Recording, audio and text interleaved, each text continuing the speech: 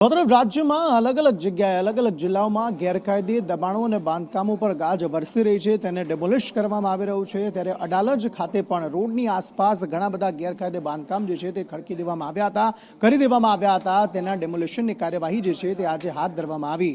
અલગ અલગ કોમર્શિયલ બાંધકામો જે ખડકી દેવામાં આવ્યા હતા તેને આજે તોડી પડાયા છે અને તેમને નોટિસ આપી દેવામાં આવી છે કે ફરી બાંધકામ અહીંયા ન કરે। અડાલજ હાઈવેની આસપાસ ઘણા બધા આ પ્રકારના દબાણો જે છે તે કરી દેવામાં આવ્યા હતા, જેને આજે બુલડોઝર ફેરવીને તોડી પાડવામાં આવ્યા, તેને નિસ્તનાબૂદ કરી દેવામાં આવ્યા અને અનેક ચોરસ મીટરની જે જગ્યાઓ હતી તેને ખાલી કરી દેવામાં આવી, જે સરકારી જમીન હતી। ગેરકાયદેસર થયેલા બાંધકામોની હવે ખેર નથી। જી હા, તંત્ર દ્વારા ગેરકાયદેસર બાંધકામો દૂર કરવા માટેની કાર્યવાહી શરૂ કરવામાં આવી છે। જ્યારે ગાંધીનગરના અડાલજ પાસે પણ દબાણો દૂર કરવાની કામગીરી વહેલી સવારથી હાથ ધરવામાં આવી છે।